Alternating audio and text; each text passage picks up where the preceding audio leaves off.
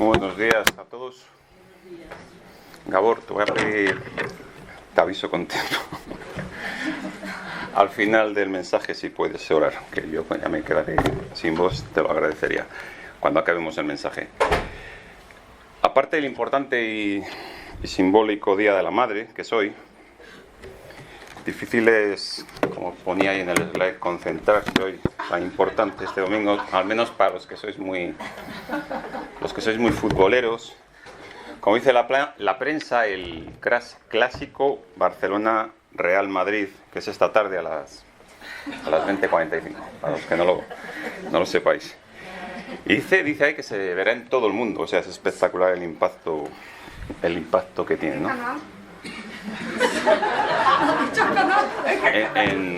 Evidentemente en Movistar TV. Sin ánimo de acritud. Y uno no sabe si alinearse con el fervor de mi hijo Daniel Rodrigo por el Barça o alinearse con el ímpetu de Luis Marian por el Real Madrid.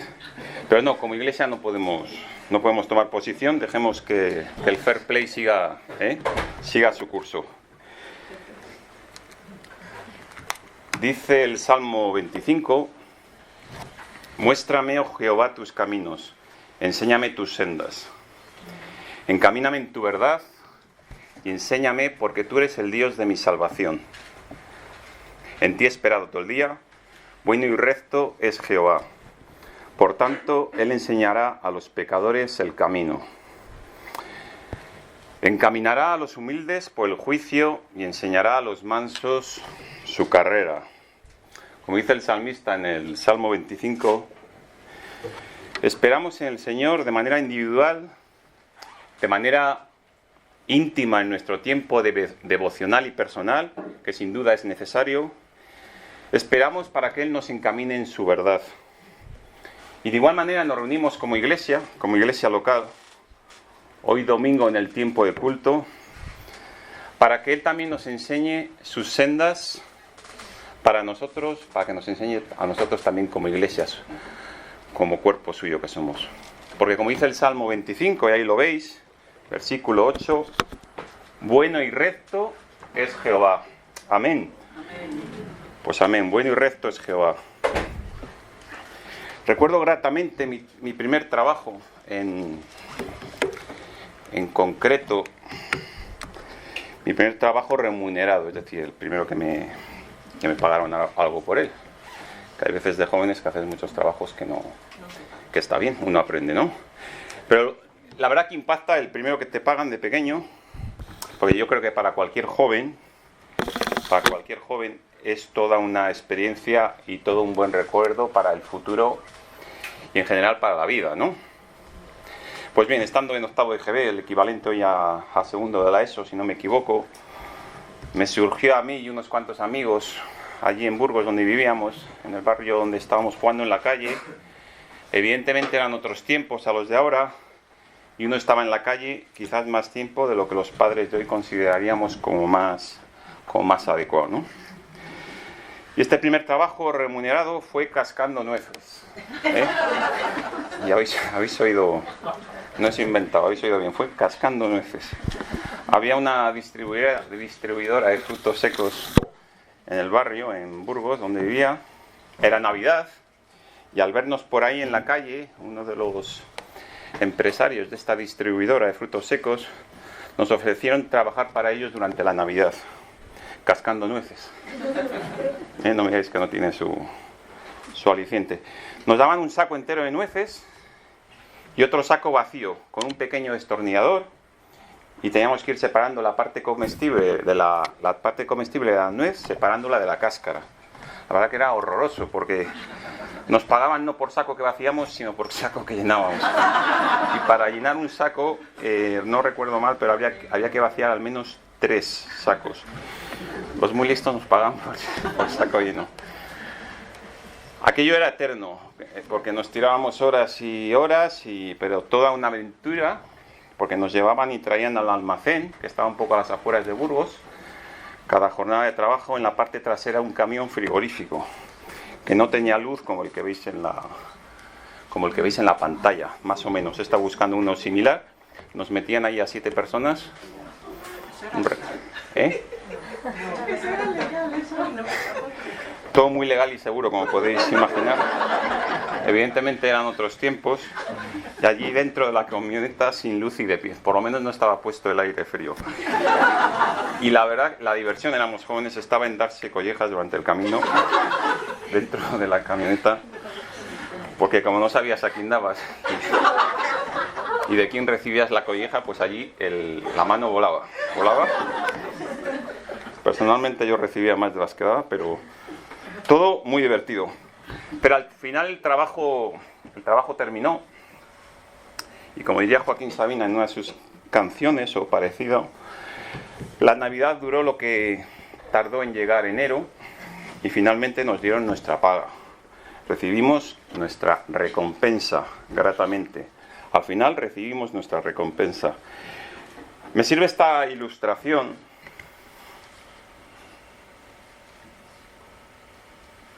para el tema que quiero compartir con vosotros. El mensaje lleva como título: Servir tiene recompensa. Es decir, el servicio y dedicación al Señor como cristianos que somos, como creyentes que somos, tiene recompensa. Estamos suscritos, mi mujer Ana y yo, a la revista Edificación Cristiana, una revista de divulgación cristiana que surge con el ánimo de acercar la palabra de Dios a los lectores. Veréis de vez en cuando a José, el marido de Ruth, repartiendo cada 2 meses más o menos de manera fiel y dedicada dicha revista a algunas personas de la iglesia que estamos suscritos. Revista a la cual, ya que estoy aquí arriba, lo digo, os animo a suscribiros. No recibo ninguna comisión, pero esta es la revista.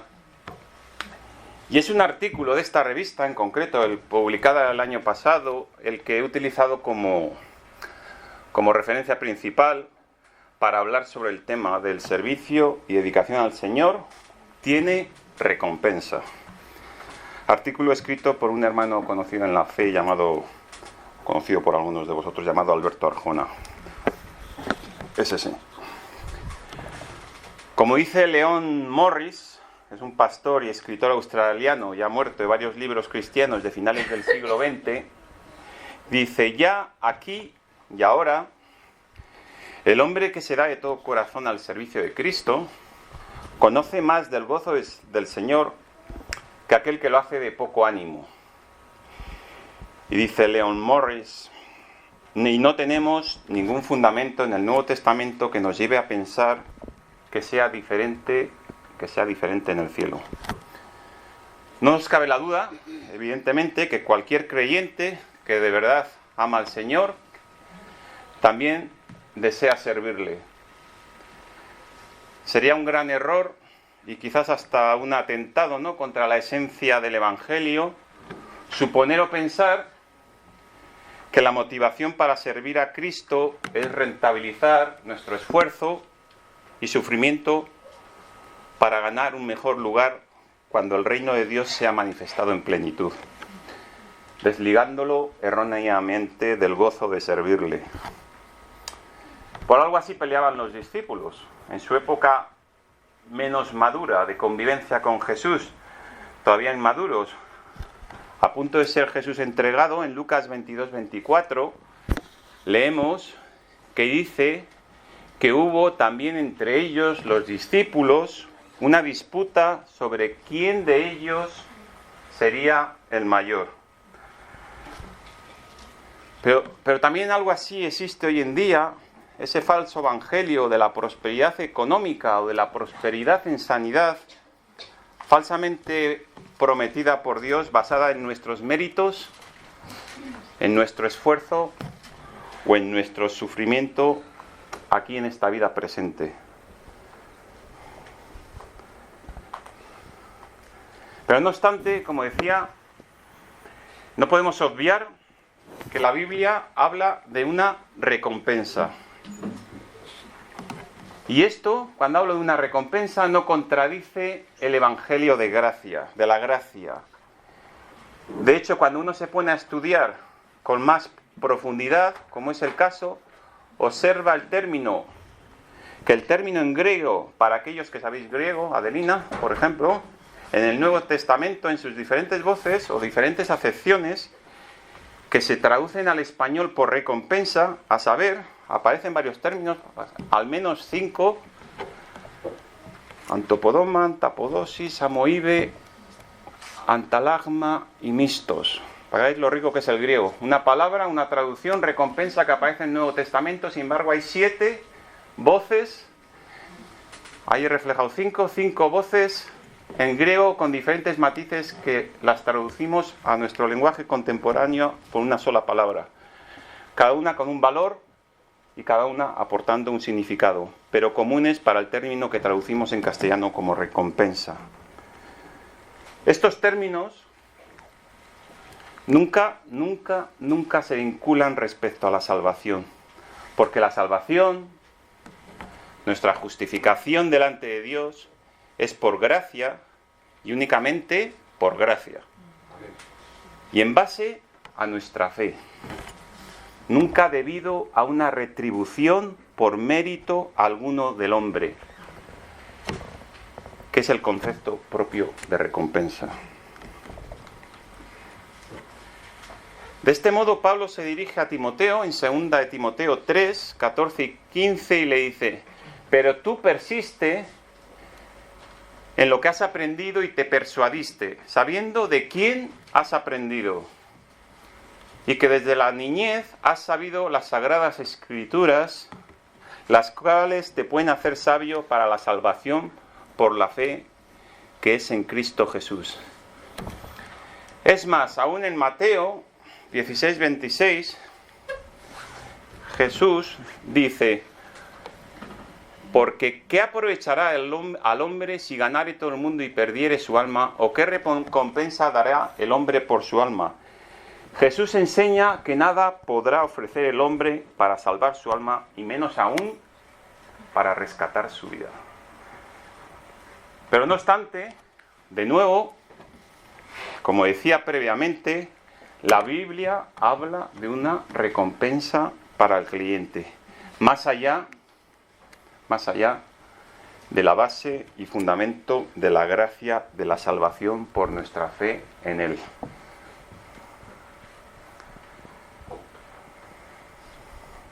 El término español traducido traducido por recompensa, que alude a esos 5 términos en griego que os he comentado, aparece nada más y nada menos que 23 veces en el Nuevo Testamento, lo cual es relevante. Y para entenderlo, ¿qué entendemos por ello? La RAE, la Real Academia Española de la Lengua, define recompensa como acción y efecto de aquello que sirve para retribuir o remunerar un servicio, o acción y efecto de aquello que sirve para premiar un beneficio, favor, virtud o mérito. Hay recompensa, en este sentido así entendido, para el creyente por su servicio y dedicación a Él.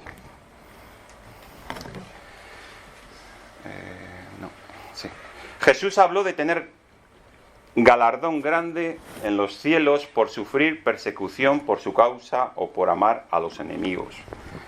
Elijo 2 citas al respecto. Mateo 5, 11, 12. Bienaventurados sois cuando por mi causa os vituperen y os persigan, y digan toda clase de mal contra vosotros, mintiendo. Gozaos y alegraos, porque vuestro galardón, vuestro premio, vuestra retribución, vuestra recompensa es grande en los cielos, porque así persiguieron a los profetas que fueron antes que vosotros. En Lucas 6:35 dice: amad pues a vuestros enemigos y haced bien, y prestad no esperando de ello nada, y será vuestro galardón grande, y seréis hijos del Altísimo, porque Él es benigno para con los ingratos y malos. Justamente esto es la misma recompensa que el mismo Jesús promete ya glorificado a la iglesia perseguida. Si vamos a Apocalipsis, No vamos a Apocalipsis. Si vamos a Apocalipsis 22:12 dice: He aquí, yo vengo pronto, y mi galardón conmigo. ¿Y qué dice? Para recompensar a cada uno según qué, según su obra. También dijo Jesús que no quedaría sin recompensa ser de bendición a otros, aun dando un simple vaso de agua, haciéndolo en su nombre. Marcos 9:41. ¿Lo tenéis ahí? Por lo del vaso de agua. Y cualquiera que os diera un vaso de agua en mi nombre, porque sois de Cristo, de cierto os digo que no perderá, ¿qué? No perderá su recompensa.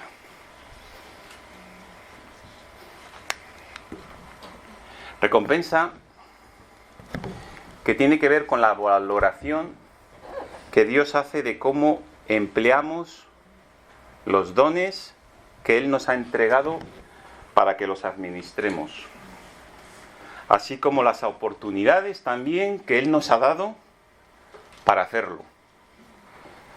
En esa misma línea, el apóstol Pedro nos recuerda nuestra responsabilidad al respecto, y dice en 1 Pedro 4:10: cada uno, según el don que ha recibido, ministrelo a los otros, como buenos administradores de la multiforme gracia de Dios. Es más, Pablo incluso nos enseña que hay un tribunal. 2 Corintios 5:10. Y dice Pablo, por revelación de Dios, evidentemente, porque es necesario que todos nosotros, los creyentes, comparezcamos ante el tribunal de Cristo, para que cada uno reciba según lo que haya hecho mientras estaba en el cuerpo, sea bueno o sea malo.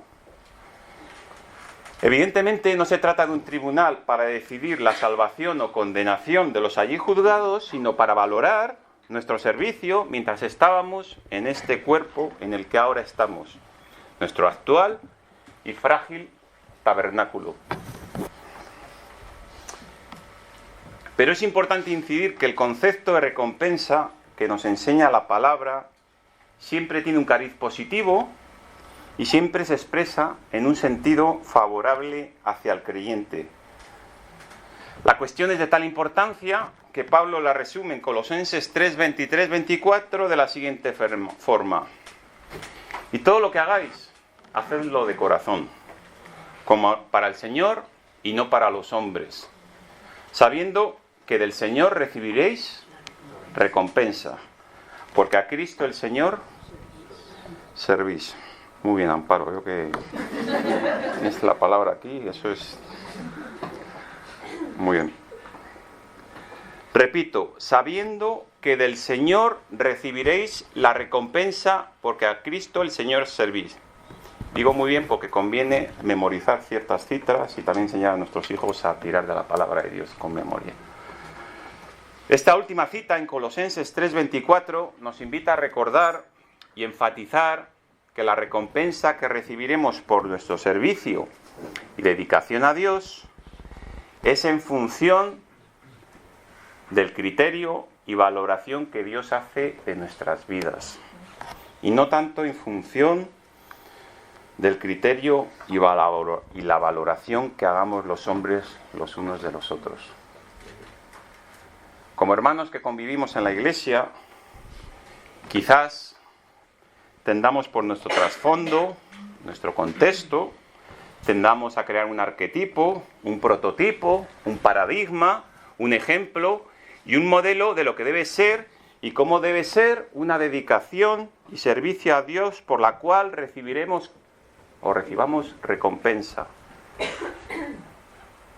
Por poner un par de ejemplos. Por ejemplo, podemos tender a tener una idea delimitada y a mi modo de entender y concreta de cómo es o debe ser el servicio y dedicación del pastor / anciano de nuestra iglesia. Podemos tener un modelo, un cliché que nos hemos forjado nosotros mismos. U otro ejemplo, podemos tender a valorar o reconocer el ámbito y modelo de servicio y dedicación de un hermano exclusivamente al perímetro más cercano que vemos en la iglesia, en el ámbito eclesial. Sin embargo, nunca vemos en el Nuevo Testamento que el servicio, la dedicación a Dios como creyentes, quede restringida exclusivamente a las actividades propiamente eclesiales y en el ámbito de la iglesia local. Mira, no hay en el creyente dos dimensiones, la espiritual y la profana. Cada una con sus reglas. No hay dos dimensiones, somos uno. Esta idea, muy extendida, creo, pero absolutamente antibíblica, en mi opinión, puede crear una mala conciencia en hermanos y hermanas que quisieran ser más útiles en el seno de la comunidad cristiana y debido a sus circunstancias, o su querer, o su sentir, lo hagan legítimamente y de todo corazón en otro contexto y en otro seno que no es el eclesial. Pudiendo pensar que por no asumir un determinado servicio o ministerio concreto dentro de la congregación local, estén condenados a ser cristianos de segunda a los ojos del resto de la congregación. Mira, somos llamados a servir al Señor las 24 horas del día. Estemos donde estemos y hagamos lo que hagamos. Y eso ha de manifestarse obedeciéndole en cualquier circunstancia en la iglesia y fuera de la iglesia. En el seno eclesial y fuera del seno eclesial. Porque como dice Colosenses 3:24, no a los hombres, sino al Señor servís. Comentaba anteriormente,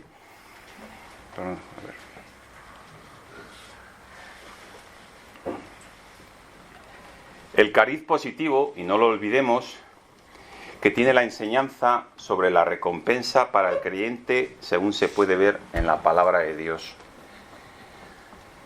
Y si la recompensa supone un aspecto favorable de Dios hacia nosotros, cuanto más implica por parte nuestra ser favorables hacia nosotros mismos, considerándonos cada uno como instrumento útil de Dios, considerándonos en esta tierra los brazos y manos de Dios, que permita dedicarnos, servir y vivir para Dios de manera plena, libre, genuina y conforme a su voluntad.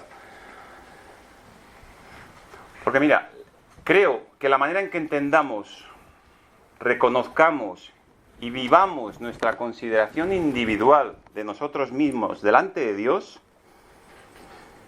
en función de ello, determinaremos nuestra dedicación y servicio hacia los demás. Para Dios, pero hacia los demás. Y esto es importante. Y nuestras palabras, lo que verbalizamos, nuestras oraciones, nuestras expresiones, son un espejo de esta consideración individual que tenemos cada uno de nosotros mismos, nuestras oraciones. No en vano dice la palabra de Dios en Romanos 10:10 que porque con el corazón se cree para justicia, pero que dice con la boca se confiesa para salvación, con la boca. Existe una expresión muy conocida utilizada entre los jugadores de cartas o los expertos en jugar al póker, como aquí Dani Muñoz, que es carta en la mesa pesa, que es una frase que se emplea para evitar que retire su carta el jugador que ya la ha tirado sobre la mesa, ¿cierto? Presa. Presa. ¿Carta en la mesa? Presa. Pues no, para mí es pesa. A mí me parece espesa. En Google, Google es la... Bueno, me voy a fiar de Dani, que es el experto en póker. Carta en la mesa presa. Vale. Pues no sé, yo que no sé dónde buscar. De igual manera, nuestras palabras, lo que verbalizamos, nuestras oraciones, pesan, son presa en la mesa y reflejan, condicionan, impactan nuestra forma de actuar y obrar. Mira, si ya es importante el lenguaje no verbal, decía Arabano, que nos demos luego abrazos, has dicho, ¿no? Si ya es importante eso es lenguaje no verbal, es decir, lo que transmitimos, lo que expresamos mediante nuestros gestos, posturas, expresiones faciales. Mira, una sonrisa, un gesto afable, mirarle a los ojos cuando estés escuchando a alguien, una cara amable, tiene más trascendencia e impacto sobre ti mismo o sobre tu propio hermano, aquí en la iglesia, por ejemplo, con Pediáraba, cuando nos juntamos, mucho más de lo que puedas o podamos imaginarnos. Como decía, si este lenguaje no verbal es importante, ¿cuánto más nuestro lenguaje verbal? Lo que hablamos, lo que decimos, lo que oramos, nos condiciona y nos determina. Por eso practiquemos por medio de nuestras oraciones, por medio de nuestras conversaciones, el considerar nuestra valía delante de Dios, como decía Pedro. Levántate, decía Pedro, ¿no? Delante de Dios, levántate con ánimo, con fuerza, reconoce quién eres delante de Dios. ¿Para qué? Para que podamos servirle y dedicarnos a Él como corresponde. Y de esta forma podamos recibir las recompensas que Él tiene preparadas para nosotros. Hablando de nuestra valía para con Dios, en Mateo 22:39, cuando a Jesús le preguntan los fariseos, del 36 al 39, Maestro, ¿cuál es el gran mandamiento en la ley? Jesús le dijo, amarás al Señor tu Dios con todo tu corazón y con toda tu alma y con toda tu mente. Y dice Jesús, este es el primero y gran mandamiento, pero el segundo y gran mandamiento, dice, es semejante. Dice, amarás a tu prójimo, ¿cómo? Como a ti mismo. Jesús dice, amarás a tu prójimo como a ti mismo. Interesante la enseñanza que trasciende, entre otras, insisto, entre otras, a este mandamiento en boca de Jesús. Jesús no se queda solo en amarás a tu prójimo, sino indica el cómo. Y como dice, como a ti mismo. Y mira, creo, no puedes realmente amar a tu prójimo, y voy en línea con lo que hablaba Pedro antes, hasta que te amas a ti mismo. De igual manera, no puedes cumplir el propósito de Dios para tu vida en cuanto a servicio y dedicación hacia los demás, hacia el prójimo, si no consideras correcta y plenamente tu valía y posición delante de Dios, a los ojos de Dios. Cuando hablo de amarnos a nosotros mismos, no estoy hablando de vanidad, no estoy hablando de arrogancia o de no tener en cuenta la importancia de la gracia de Dios para nuestras vidas, sino que estoy hablando de considerar, como decía Araceli, el increíble milagro que somos delante de Dios. Y así nos lo enseña la palabra de Dios. Mateo 10:30. Dice, así que no temáis, pues aún vuestros cabellos están todos contados. Isaías 43:12. Ahora sí dice Jehová, creador tuyo y formador tuyo soy. No temas, porque yo te redimí, te puse nombre mío, eres tú. Primera de Pedro 2:9. Mas vosotros sois linaje escogido, real sacerdocio, nación santa, pueblo adquirido por Dios. Concluyo leyendo algunos versículos del Salmo 62, que termina hablando y haciendo referencia a la recompensa del creyente recibida por Dios. Leo yo, son algunos versículos. En Dios solamente está callada mi alma. De Él viene mi salvación. Él solamente es mi roca y mi salvación. Es mi refugio, no resbalaré mucho. En Dios está mi salvación y mi gloria. En Dios está mi roca fuerte, como hemos cantado, y mi refugio. Esperad en Él en todo tiempo, oh pueblos. Derramad delante de Él vuestro corazón. Dios es nuestro refugio. Una vez habló Dios, 2 veces he oído esto, que de Dios es el poder. Y tuya, oh Señor, la misericordia. Y tú recompensas a cada uno conforme a tus obras. Y tú recompensas a cada uno conforme a tus obras. Que el Señor os bendiga. Gabor, si puedes, por favor.